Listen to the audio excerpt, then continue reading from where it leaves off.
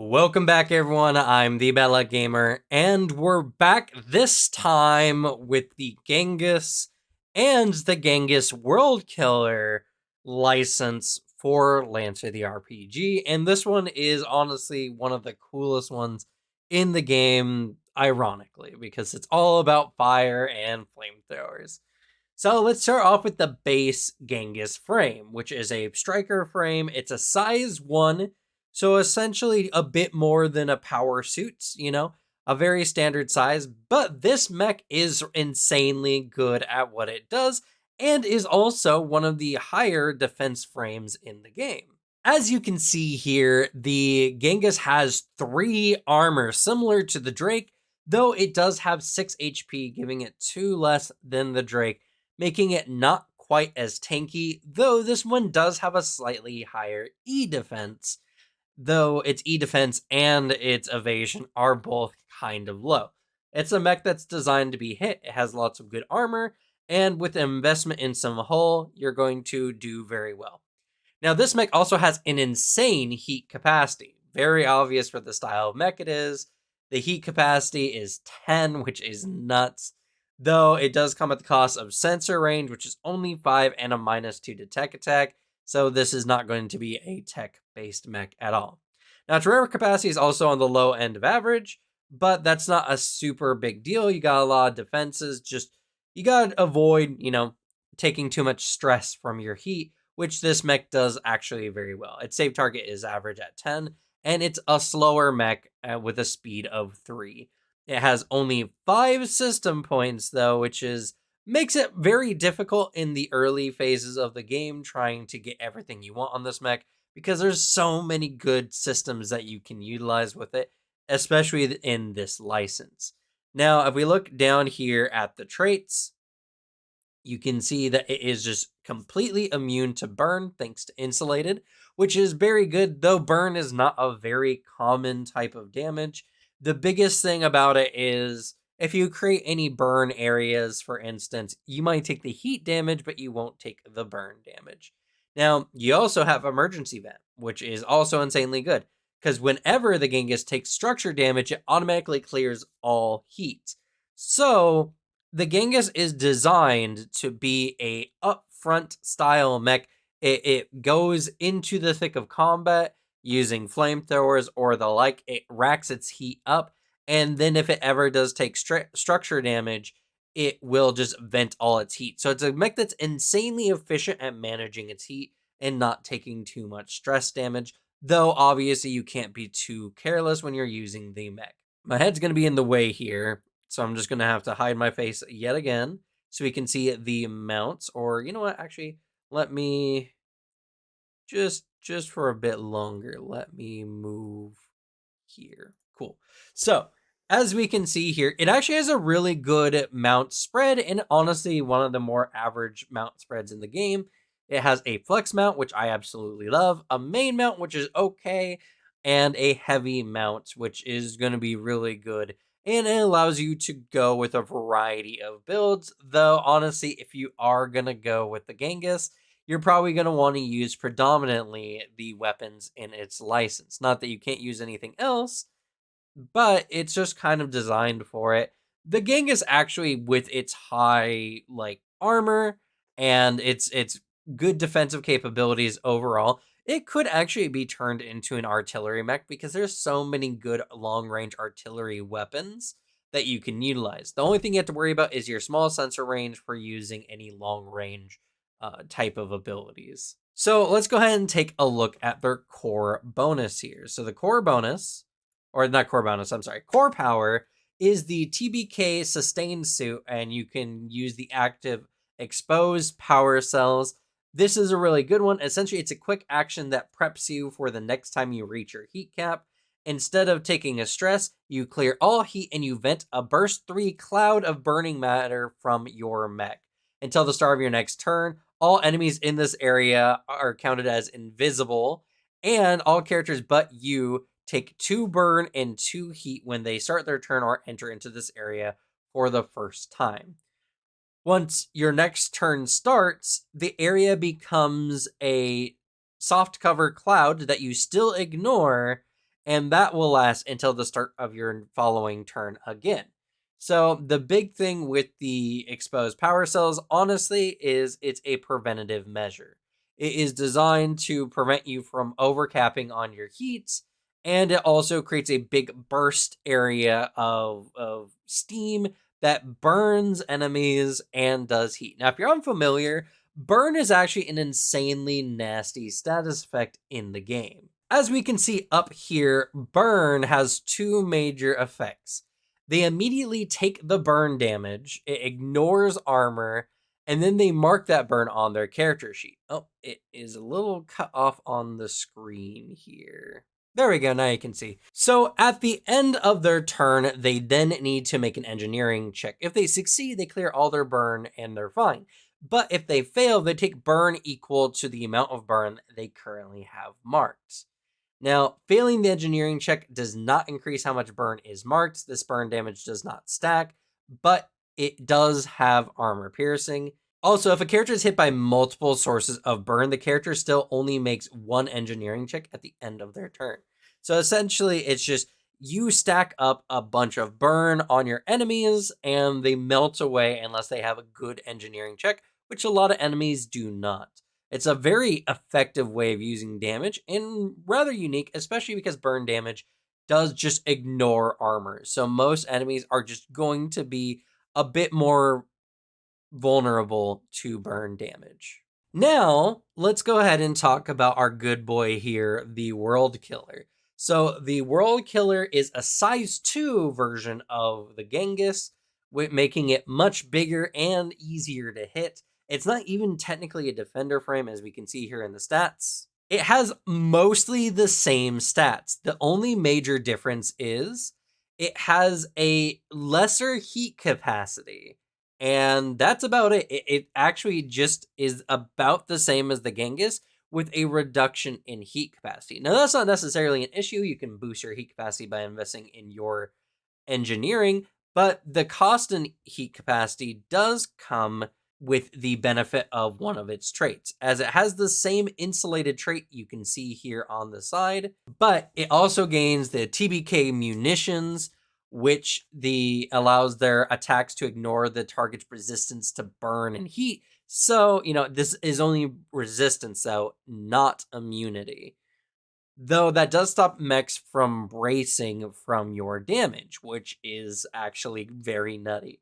Now, it does have a weak computer system, though, which does give it a difficulty in all system checks and saves. Also, something about the World Killer that's different from the Genghis is it has slightly worse mounts. It has two main mounts and a heavy mount rather than a flex and a main mount.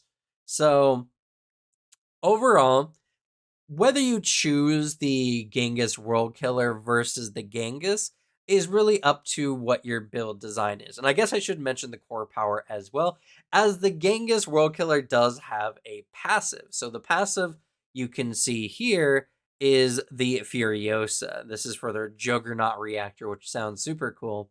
Now, while you're in the danger zone, which means when you're at less than half or less of your heat cap, you enter the danger zone. And this mech gains soft cover, and additionally, it creates a burst 1 area that prevents reactions to enemies. So the World Killer is even more designed for up close combat than even the Genghis. Now, you can activate as a protocol a Pleasure to Burn, which this allows you to increase your Furiosa, which is only activated in the danger zone. So even when you activate this, the effect mostly just occurs when you're using your Furiosa. So it increases to a burst 2, and your mech ignores all difficult terrain, just simply melting through it, which is super cool. Now, if you overheat during this time, reaching your heat cap, your mech releases a blast of heat that melts the ground beneath it. Characters other than you in the affected Furiosa range take a d6 armor-piercing energy damage, and then must succeed it on a hull save or become immobilized until the end of their next turn. The area then becomes difficult terrain for the rest of the scene, and as long as you're utilizing the active bonus here for the rest of the scene, You just ignore the difficult terrain that you are creating. A incredibly powerful effect, and overall a playstyle that forces you to really want to be in the danger zone as much as possible. Now, the World Killer is much more of a balancing act, getting most of its strengths when it is somewhere between its or half cap and its full, or when it's in the danger zone, when it's at half of its heat capacity already or more. So, that being the case, it is much more of a dangerous playing style. You're also playing just a bigger mech, but you do have more damage capabilities. Essentially, the World Killer is a much more aggressive, though also much more vulnerable style of the Genghis. Whatever your playstyle is, both are insanely viable. The Genghis is being a much more of a safe pick, having abilities that prevent it from overcapping, and when it does take stress damage, it just clears all heat immediately. And the World Killer wanting to be as much as possible in the danger zone and making use of its Furiosa aura that prevents enemies from taking reactions, meaning it can move easily in melee combat, even if enemies have you in engagement or have Overwatch or the like. So that is the big differences between the two. But let's see the license and what it offers both of these mechs. And also, the Genghis has one of the best licenses in the game for just picking outside of your mech because it's so useful for most styles of play. So first up, I love when a mech has a weapon in its first rank. It always makes it a fun pickup. This is the Krakatoa Thermobaric Flamethrower. It's a 5-cone flamethrower that does 1 energy and 4 burn. Interesting that it doesn't do heat, but burn is insanely good, so I'm not going to complain too much. It's a heavy close quarters combat weapon, so it fits perfectly in both the World Killer and the Genghis slots. This is a really good weapon to select along with whatever other weapons you have. The only thing to keep in mind is it has a very short range. It's a 5-foot cone. And while a cone can be really good, you also have to worry about friendly fire when using your weapon. So, just to be sure, you need to be more in the front line when you're using that. Fortunately, both the Genghis and the World Killer have good armor to back it up. So, overall, a very solid flamethrower and a really good weapon pickup, even if you're not playing the Genghis, as it doesn't even do heat to yourself like some of their other weapons do. Explosive Vents is an insane good pickup at the first rank of the license. It's only 2 system points, and whenever you clear all heat or take a stress, your mech's cooling vents open and unleash a burst 1 explosion. Characters within the affected area take 2 heat and 2 burn. This is actually insanely good for melee mechs, as the big point about a lot of melee mechs, like the Blackbeard, for instance, is you can grab the enemy, and then even if the next turn you want to take a stabilize action to, clear your heat as one of the functions, you can just burn the enemy, dealing 2 heat, which is insane. Like, this gives a lot of value to stabilizing when you're in close combat with another mech. Now, this effect can only be taken once per round that you can see here. So even if for whatever reason you were to take multiple stress per round, or you were to clear your heat multiple ways, like the Genghis tends to have, it can only be activated once. Regardless, Explosive Vents is insanely good for melee mechs, as it allows you to deal some extra damage when you take a stabilize action, or just punish enemies who are overly focused on trying to increase your heat, which there are some annoying enemies that do. All right, at rank 2, along with the 2 frames that you select from the Genghis, you also get the Havoc Charges, which gives you the Napalm Grenades and Havoc Mines. These are insanely good and have actually a pretty decent range. They have a range of 5 that you can throw, but then from that impact point, it creates a 5 line that does 2 burn. Now, any enemies that are caught in the area need to make an agility save, and even on a success, they take 1 burn. So insanely good, and because it releases in a line, in a path of your choice, you can actually throw this around cover, and then it can perpendicular go through that cover, hitting enemies that are hiding from you. That's actually a pretty insane benefit, And of course, you can also use this as a mine to create some area control. Let me get my head out of the way here. The mine is it activates when an enemy moves over or goes adjacent to it. It then detonates, creating that 5 foot line in a direction of the character who triggered it. So if a character is on it, it just comes from the direction they came from.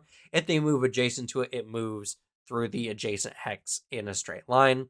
And the character needs to make an agility save or take 4 burn or 2 burn on a success. The insane thing about this particular system, oh yeah, it's also a limited 2. So if you're investing in engineering, which you're probably going to at the Genghis anyway, you're going to get more charges. But what the great thing about this grenade is it works against enemies in cover. It has a really good range, which, like we saw the Krakatoa before, only had a 5 foot cone, or a 5 foot cone, 5 hex cone. So that's really good. And it creates areas of zone control by forcing enemies to not go even adjacent to a hex where one of these mines are placed. And in addition, whether the enemy succeeds these checks or not, they still take burn minimum, which means automatic 1 or 2 damage. And they might take an additional 1 or 2 damage at the end of their turn if they fail their engineering check. Overall, Havoc charges are insanely good and should be picked up if you're going the Genghis line, as it gives you abilities to get around cover, which the Genghis normally struggles with. Auto Cooler is an insane, powerful system. It's 2 points and it has a protocol. As long as you don't take damage, move, or exceed your heat cap, you clear all heat at the start of your next turn. So it is a bit of a gamble. And this is actually not really good for either of the Genghises, as they're kind of designed to be mid-range, close-range combat, getting up in the enemy's way. Now, they do have a lot of defenses, but obviously that's not going to protect them from everything. So they're not likely to get the auto cooler off. This is actually better for long-range artillery mechs who are using weapons that build up heat on them over time, because they're not likely to move. They're not likely to take damage because they're in the back line. And as long as they avoid going over their heat cap, they just can clear all their heat on the next turn. Auto cooler is insanely good for artillery mechs when as a pickup. So going into the Genghis just to get auto cooler, I think is actually super worth it. It might be 2 license ranks, but it's going to pay off along the long run, especially if you're using some of the weapons that have that deal heat to yourself. All right, at rank 3, we're going to get the Plasma Thrower. Now, this is a super heavy close quarters CQB.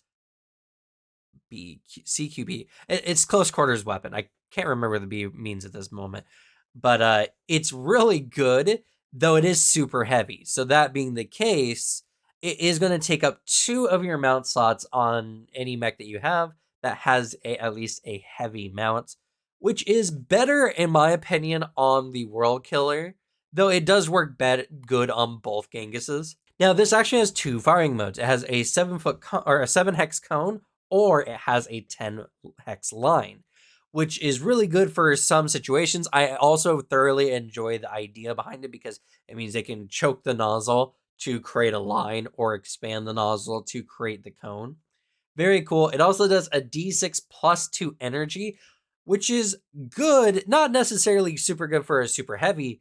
The good thing about it is the 6 burn, which is absolutely nuts, because 6 burn, that can half health most enemies that you come up against. And even if it doesn't, if they fail their engineering check at the end of their next turn, the burn will do 6 more minimum if they don't take any more burn. And that means that they're more than likely going to be either killed or at least lose a structure, or they're going to be very, very much in the danger zone of taking another structure damage.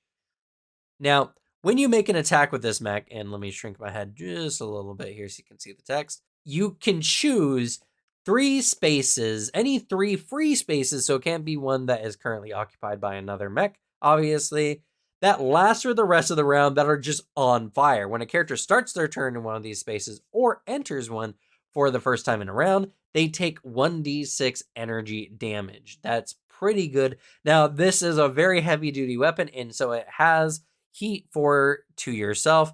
This makes it even better for the world killer as they want to get to their danger zone as quickly as possible. So, yeah, this is perfect for the world killer, but it's also good for the general Genghis since they have so many ways of mitigating heat that they take on themselves. And if you're doing this with, allies that are really good at manipulating enemies, in fact, it might actually be really good to pair the Genghis up with the Black Witch, as the Black Witch has lots of zone control and has the ability to move enemies where they want to. You can drag an enemy right into one of these spaces, forcing them to take a d6 energy damage at the start of their turn. That's insanely good, and you can create an insane zone control build utilizing the Genghis and the Black Witch, especially with the 3 spaces you fire. Whenever you fire this gun, that means while the battle continues, the more you use this plasma thrower, the more the enemies are going to have less and less space to operate. Granted, this can also affect your allies. So don't burn too much of the arena where your allies can't move either. It's something that's very important. And now it does say that 3 spaces of your choice continue to burn. It doesn't say you can choose 3 spaces. So I have to assume that you must choose 3 free spaces, though you can choose anywhere when you utilize this weapon. So that's also another thing. Whenever you're using this, you're also creating more zones that your allies can't go. And your mech is actually not going to be invulnerable to this either, as it does energy damage, which neither of the Genghises can resist. So, that being the case, use at your own peril. And the final part of the Genghis third rank and the last system we have here is the Agni class NHP, an insanely good NHP when you use its protocol. When you use its protocol, once per scene, you can spend a charge to clear all heat at the end of your turn, venting in a 2-burst wave. Characters within the affected area must make an engineering save or take 2 burn and be pushed outside of the area, or as far as possible if they're blocked by some kind of obstruction. Until the end of your next turn, characters within the affected area, which is predominantly your character, get soft cover. Now, something about the Agni protocol that's important to make mention of is that even though it's a limited system, that means you can increase the number of uses of the protocol. It can only be activated once per scene, meaning that even if you got the limited up to a higher number, you can still only use it once per scene to do its effect. Overall, this is a kind of okay AI, right? The effect only works really once, though, of course, you get the benefits of an AI, which means your mech can act autonomously if you absolutely need it to. Regardless, the burst wave gives you another chance to add burn to enemies, which can be really good. I don't know. I feel very mixed on this one, especially because not many missions have multiple combat scenes between full repairs. Sometimes they do, sometimes they don't. So you're not going to get to use this many times during a mission. The protocol is insanely good because it automatically just clears all your heat with no like prerequisites. It's just at the end of your turn, all your heat is gone. And that in itself is insanely powerful. But for 3 system points, unless you really want an NHP in your system, it is okay, in my opinion. I'm always a big fan of it. NHPs and AIs. I think there's a lot of fun ways they can be utilized. I just wish that the once per scene was just instead expend a charge. I think that would make a lot more sense, in my opinion. Regardless, it's still a pretty good system. And yeah, that's going to be it for the Genghis. A very powerful melter frame, one that's very aesthetic, and also not only that, but picking up the Genghis can help many styles of mechs in the game. So if you got a free few license levels you don't know what to put into, investing in the Genghis is a really good way. Plus, even if you go all the way max, like the core bonuses Harrison Armory provides are actually insanely good. So that being the case, the Genghis is just a very like S tier level of license, in my opinion, even if you don't use either of the frames. But the frames having 3 armor make them really good for defense builds if that's the way you want to go. And they're immune to burn, so they can be utilized with a lot of areas that, you create daring battles. That being the case, next week we are going to be doing the Lancaster. Oh my boy, I love Lancaster. It's going to be a fun video. And speaking of, I keep forgetting to do this, but if you enjoy this kind of content and you want to see more Lancer content, please like the video to let more people see it and subscribe, because there's not many channels out there doing a bunch of Lancer content, and as well, very, very few are going through each of the mechs, giving a full rundown. So if you like the information I give, or you just want to see more information on other TTRPGs, subscribe to the channel. But that's going to be it for me. Thank you all so much for watching. Good luck with your games. Leave the bad luck to me, and I'll see y'all next time. Bye.